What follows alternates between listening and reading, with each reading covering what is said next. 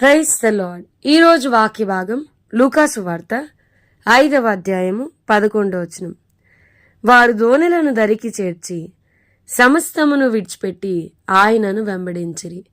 ఈరోజు ఈ వాక్య భాగం ద్వారా దేవుడు మనతో మాట్లాడుతున్నారు. మనందరికీ బాగా తెలుసు, బైబిల్లో మత్తయి వార్త 28వ అధ్యాయం 19వ వచనంలో మరి గ్రేట్ కమిషన్ మనకి బాగా తెలుసు. కాబట్టి మీరు వెళ్ళి సమస్త జనులను శిష్యులనుగా చేయుడి, తండ్రి యొక్కయు కుమారుని యొక్కయు పరిశుద్ధాత్మ యొక్కయు నామములోనికి వారికి బాప్తిస్మమిచ్చుచు.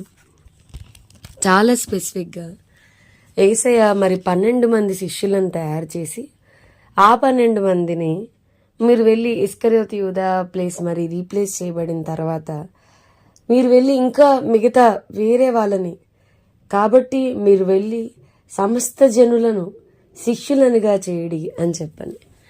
మనం మోస్ట్లీ బిలీవర్ స్టేజ్లో ఆగిపోతూ ఉంటాం. చాలామందిని విశ్వాసంగా మనం చూస్తాం.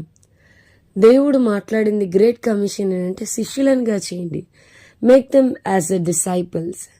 శిష్యులు ఎవరు అని మనం చూస్తే కనుక మరి ఈ లూకాసు వార్త 5వ అధ్యాయంలో యేసయ్య గెన్నేసరెతు సరస్సు తీరాన ఉన్నప్పుడు మరి అక్కడ దోణలు, వాటిలో కొంతమంది మనుషులు వలలు కడుక్కోవడం చూస్తూ ఉన్నారు. అందులో సీమోనుదైన దోణి ఎక్కి ఆయన వాక్యాన్ని బోధించిన తర్వాత కొంచెం వాక్యం అంతా అయిపోయింది, దోణి కొంచెం లోతుగా పోనిస్తే చేపలు పడతాయి అని చెప్పినప్పుడు, అయ్యా మేము రాత్రంతా ప్రయాసపడ్డాం కానీ మాకు ఒక్క చేప కూడా పడలేదు, అయినను నీ మాట చొప్పున మేము చేస్తాం అని అన్నప్పుడు లోతుగా దోణిని పోనిచ్చినప్పుడు మరి విస్తారమైన చేపలు పడ్డప్పుడు చేపలు పట్టే జాలర్లే విస్మయం ఉందరని వాక్యం చెప్తుంది. మరి సీమోను అతనితో కూడిన జబదేయి కుమారులకు యాకోబు యోహాను విస్మయం పొందినప్పుడు మరి పేతురు అంటున్నాడు మోకాళ్ళ మీదకి వచ్చేసి, ప్రభువా నన్ను విడిచిపెట్టి వెళ్ళిపో, నేను పాపిని అని చెప్పని.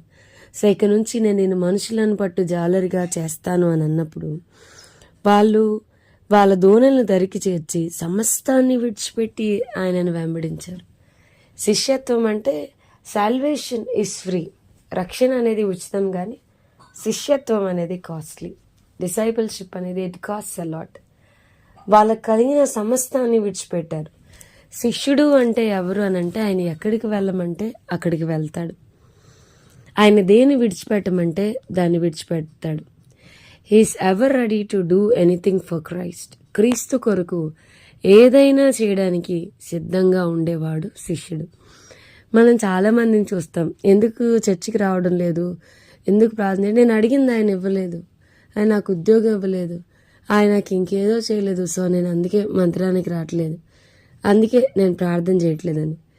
మనం ఎప్పుడు ఈ స్థాయి క్రైస్తవుల్ని చూస్తూ ఉంటాం, కానీ శిష్యత్వపు స్థాయికి మనం వెళ్ళాలని దేవుడు కోరుకున్నాడు. ఆయన ఎక్కడికి వెళ్ళమంటే అక్కడికి, ప్రభు కొరకు ప్రతిదాన్ని పెంటగా ఎంచుకునే స్థితికి, ఏవేవి లాభకరంలో వాటన్నిటిని నష్టంగా ఎంచుకునే స్థితికి మనం రావడం మనం నేర్చుకోవాలి.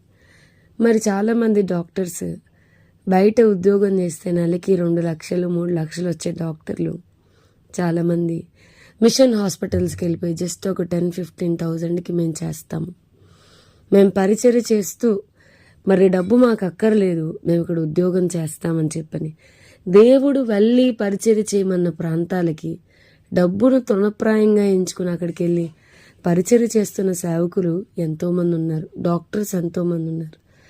సో మనం దేన్నైతే ప్రభు నిమిత్తం విడిచిపెట్టేస్తామో దేవుడేం అన్యాయస్తుడు కాదండి. ఈ శిష్యులు వాళ్ళకు కలిగిన సమస్తాన్ని విడిచిపెట్టి ఆయన్ని వెంబడించినప్పుడు ఈ పేతుర్ని, జబదేయి కుమారుల్ని దేవుడు ఎంత గొప్పగా వాడుకుంటూ వచ్చాడు. వీరి ద్వారా జరిగిన అద్భుతములు, వీరి ద్వారా జరిగిన పరిచర్య ఎంత గొప్పది. నాకు తెలిసిన ఒక డాక్టర్, రీసెంట్గా ఒక డాక్టర్ అన్న చనిపోయారు, ఆయన పేరు doctor Christie Pradeep.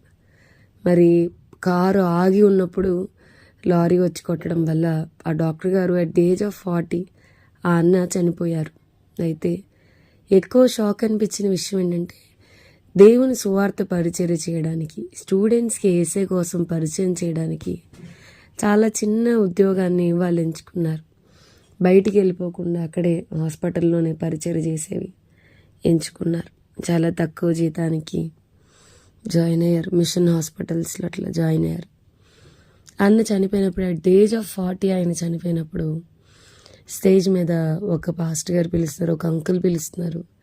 Doctor Christie Pradeep ద్వారా వేరు హాస్పిటల్స్లో డాక్టర్స్ ఎవరెవరైతే రక్షణ పొందారు, ఎవరెవరు డాక్టర్ క్రిస్టీ ప్రదీప్ ద్వారా రక్షణ పొందారో వాళ్ళందరూ స్టేజ్ మీదకి రండి, మిమ్మల్ని అందరూ చూస్తారన్నప్పుడు ఇంచుమించు ఒక 500 మంది మగపిల్లలు ఆడపిల్లలు ఆ స్టేజ్ మీదకి అలా నడుచుకుంటూ వచ్చారు. మనం ఎప్పుడైతే శిష్యత్వపు వెల మనం చెల్లిస్తామో, శిష్యులంగా మనం మారతామో, మన తరపున పరలోకానికి చేర్చే ఒక గుంపు, మన వల్ల పరలోకానికి చేరే ఒక గుంపు మనం ప్రభు కొరకు సంపాదించగలుగుతాం. సో దేవుడు అలాంటి శ్రేష్టమైన కృపను మనకి దయచేయను గాక. మనము కూడా శిష్యులముగా మరి ప్రభువును వెంబడించుతాము గాక. ఆమేన్. ప్రార్థన చేసుకుందాం. ప్రభా, ఈరోజు వాక్య భాగం ద్వారా మీరు మాతో మాట్లాడినందుకు వందనాలు. వాక్యం విన్న మా ప్రియులైన వారిని అందరినీ దీవించి ఆశీర్వదించమని యేసు నామమున అడిగి వేడుకొంచున్నాం తండ్రి. ఆమేన్. God bless you and have a blessed day.